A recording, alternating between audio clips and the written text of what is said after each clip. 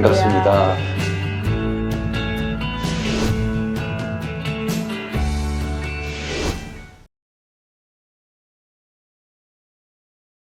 저희 회사는 2004년도에 설립해서 올해 이제 19년 됐습니다. 이제 내년 되면 20년째 돼가는 회사고, 주로 하는 사업들은 이제 방위 산업 쪽에 연관돼 있으면서 위성 통신, 그다음에 위성체에 들어가는 서브 시스템이나, 그다음에 또 지상 장비, 그다음에 시험 장비들, 그다음에 우리가 무인화 쪽도 좀 하고 있고, 종류는 생각보다 많이 여러 가지를 하고 있습니다. 우리나라에서 전자공업의 초창기 멤버라고 보시면 될 것 같아요. 제가 70학번이거든요. 이제 전자공학을 시작하면서 제가 첫 직장이 한국과학기술연구소에 들어가서 일을 하게 됐어요. 그때 이제 우리가 프로젝트에 참여한 게 새마을 TV 개발, TV 기술의 참여를 쭉 진행하면서 보니까, 처음에 참여할 때는 그게 굉장히 크고, 야, 이렇게 큰 프로젝트에 내가 참여하고 있구나. 또 그때만 해도 TV는 가정에 이제 뭐랄까 가보에 거의 뭐 1호 아이템으로 들어갈 정도의 그런 시대였으니까. 그래서 막상 그거를 개발하면서 보니까 그게 영상 수신기더라고요. 이게 단말기. TV를 굉장히 크게 생각했는데, 아, 이거는 단말기구나. 그러면 내가 더 큰 세상을 보려면 통신 시스템을 생각을 안 할 수가 없었어요. 그것이 계기가 돼서 이제 나중에 보니까, 또 통신 쪽은 이게 우리가 그렇게 익숙하지 않은 영역이 이론적으로도 많고, 그래서 유학을 가야 되겠다. 그래서 이제 미국 유학을 가게 됐죠. 그래서 유학 가서 일을 하다 보니까, 또 퀘스트 있을 때는 통신하게 되면 그 베일 연구소에서 나온 베일 시스템 테크니컬 저널이라는 아주 논문들 같은 이런 그 책들이 있는데, 그게 굉장히 통신의 기본 이론에서부터 막 어렵고, 뭐 이런 정말 그 중요한 뭐 바이블 같은, 저한테는 그런 매거진이었어요. 그러니까 그렇게 했는데, 학교 졸업하면서 제가 가고 싶은 회사, 그 회사였었는데, 학교에서 이제 스크린 인터뷰를 하고 그러는데, 벨랩에서 나를 보자고, 면접. 그래서 갔는데, 제가 거기에 이제 직장을 얻게 됐어요. 그래서 거기서 이제 광통신, 그 다음에 뭐 무선통신, 이렇게 우리 프로젝트 하는 것도 있지만, 또 공부도 자기 거기에 회사에 또 그 가르쳐주는 이제 과목들이 있으니까, 그걸 공부도 이쪽 저쪽 하면서 저희 미래를 이제 그때부터 이제 구상을 하기 시작을 했죠.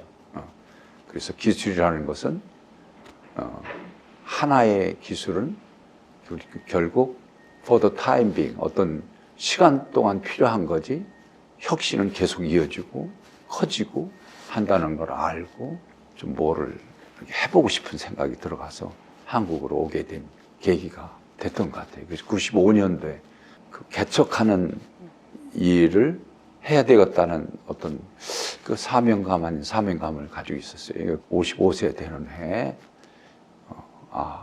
내가 이게 지금까지 공부하고 이렇게 닦아오던 이런 일을 뭔가 내가 마지막으로 하고 살아야 될 뭔가 있는 것 같고, 그게 내가 가장 내가 무덤 앞에 갔을 때 후회를 가장 적게 할 수 있는 그 부분을 생각하다 보니까, 내가 그동안 공부하고 경험하고 이런 것들을 가지고 회사를 설립해서 우리 후배들을 한번 키워보면서 하는 게 좋을 것 같다는 생각이 들어가서 제노코를 설립해서 2004년도에 기업을 시작했던 것 같습니다.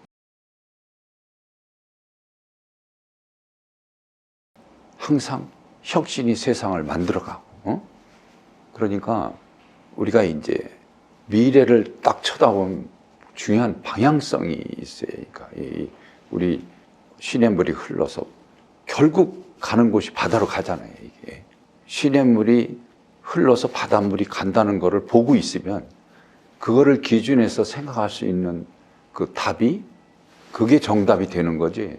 그걸 안 보고 내가 막 이렇게 상상하면 앞이 잘 안 보일 수 있거든요. 그래서 기술의 흐름으로 보면 몇 가지 이제 뭐 여러 가지 분야들이 있겠지만 몇 가지로 볼 때 우리 쪽 같은 데서는 이제 무선 기술이 미래성이 좋다. 이제 우리가 옛날에 전화기가 유선 전화기였었는데 다 핸드폰 무선 전화기로 바뀌었죠. 그것이 가지고 있는 그 하나의 가치, 그게 이제 시장을 좌우하는 거죠. 그래서 그런 시대로 변화해 가는 거는 피할 수 없는 흐름이란 말이죠. 강물처럼. 또 미래로 갈수록 무인화. 이게 뭐 사람이 다 하고 살 수 있는, 이게 기술이 발달하면 사람한테 도움이 되고 편하게 되고, 또 사람보다 우수한 기계를 또 만들어내려고 하고, 이런 방향성은 정해져 있는 것 같아요. 그러니까 무인화 기술. 그리고 기술은 하나만 가지고 있는 것보다 두 개, 세 개, 이거 결합이 되면 가치가 상승이 돼요. 그러니까 우리 스마트폰도 옛날에 무선 전화기로, 단순히 무선 전화기로 쓸 때에 노키아, 모토로라, 비교가 안 되게 이제 그런 큰 회사들이 아이폰이 등장하면서 완전히 지금은 사업을 접은 회사들이 있지 않습니까? 그러면 융합 기술을 누가 가지고 좋은 서비스를 만들 수 있는 제품이 나오느냐에 따라서 혁신 제품이 되게 되고, 그거를 준비하지 않은 회사는 또 생명력이 끝나는 거고. 그러니까 그런 연속적인 변화의 물결은 잠자지 않고 계속 나아간다고 보면 될 것 같습니다. 그래서 저도 회사를 설립할 때부터 방향성에 대한 부분은 명쾌하게 정하고 우리가 이 일을 이제 그렇게 풀어왔죠.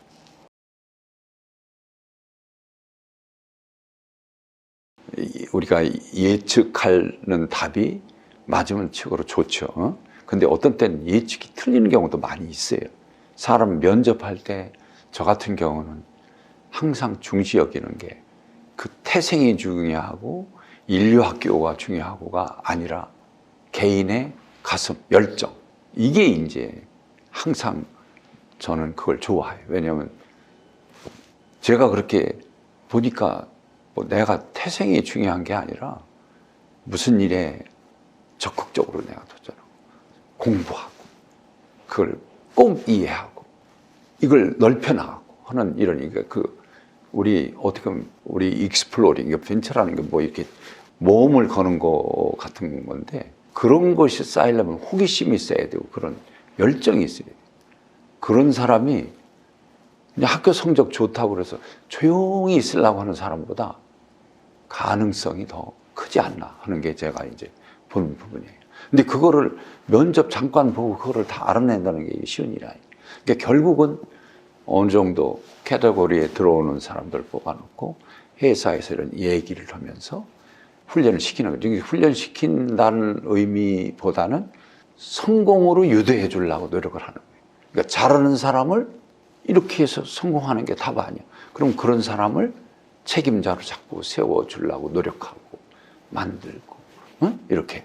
그러니까 결국 성공에 함수하고 자기가 해야 되는 부분하고의 어떤 일관성을 잘 유지를 하면 거기서 만들어지는 인재들이 이제 시간이 지나면서 그것이 가치를 느끼기 시작하면 사람이 이제 많이 변해요. 특히 직책이 높아지면 확실히 그 많이 변화가 와요. 그러니까 그렇게 사람 만들어지는 것 같아요. 보면. 그래서 그런 부분을 저는 이제 중시를 여기고, 그리고 항상 얘기할 적에는 미래에 대한 부분, 이런 부분을 내가 직원들하고 많이 얘기해요. 제가 여기 전부 다 매년 창립 기념일에 주제가 다른 주제, 그리고 최신 기술에 이거 우리한테 다가오는 거, 이런 부분을 공부를 해서 우리 직원들한테 그걸 강의를 좀 해주죠. 그래서 그쪽에 감각을 좀 키워주려고 프로젝트를 수행하게 만드는 거예요. 그러면 그거를 만들어서 프로젝트를 수행한 사람이 제일 실력이 돼요. 쌓이는 거예요. 그거를 복수를 하게 되면 이제 자기가 자기 자신을 돌아봐도 옛날의 자기하고 현재의 자기하고는 변화한 모습을 느낄 수가 있죠. 그래서 그런 부분에 대해서 열정을 주고 우리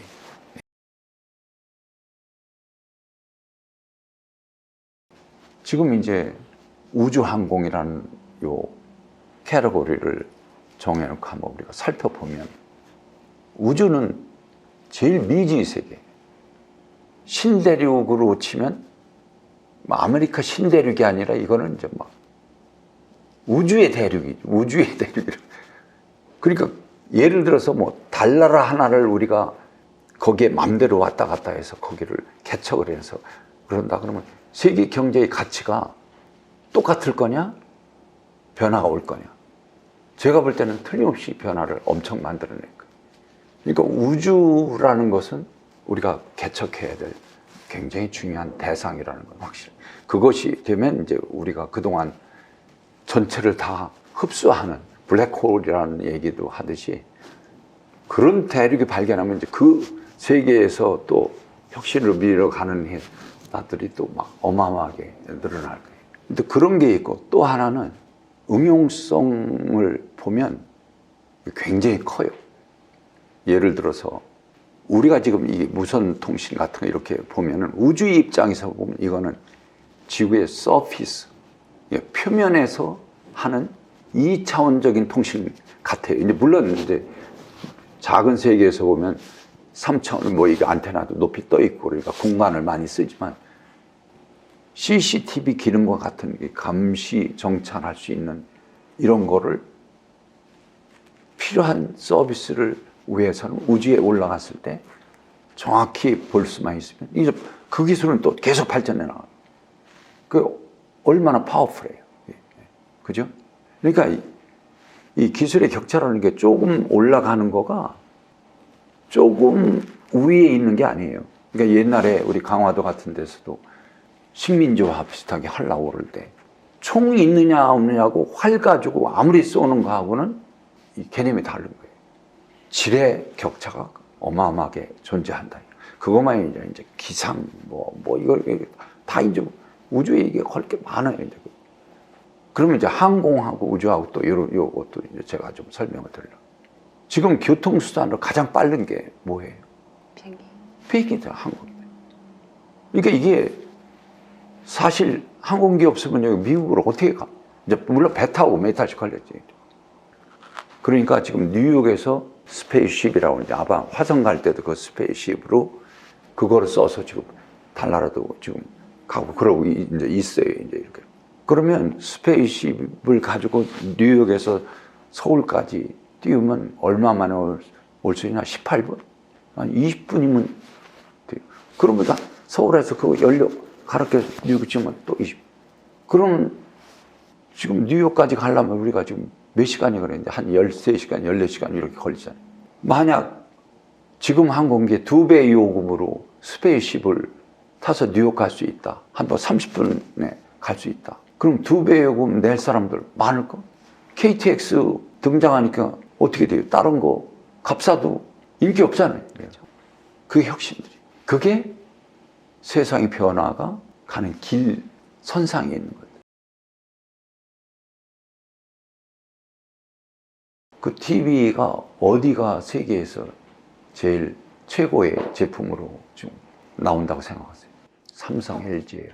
그러니까 삼성, LG가 그 당시에는 그 금성이지. 금성이라는 프로젝트도 하고 삼성이라는 우리들 같이 근무하시던 분도 거기로 가고 그러면 그렇게 시작했어요. 지금 위성 같은 데도 세계를 선도하는 가장 앞선 회사가 지금 스페이스 X예요. 그러면 20년 후에, 30년 후에 스페이스 X가 그때도 선도할 거냐?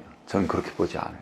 그때에 우리가 기회를 만들어 가야 돼요. 그거를 차근차근 만들어. 그러니까 뭐를 가지고 우리 국민성이 가지고 있는, 우리 엔지니어들이 가지고 있는 장점을 가지고 밑 바탕에서부터 이걸 딱 채워서 가면 뭐 기회가 올 거예요.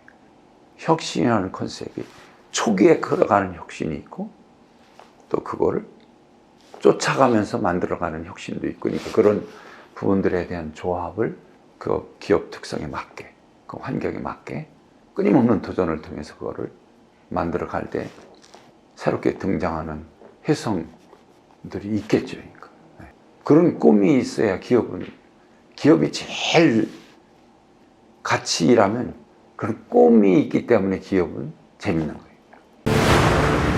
종합 뉴스통신사 뉴스핌 20년. 이제는 성년으로 성장했습니다.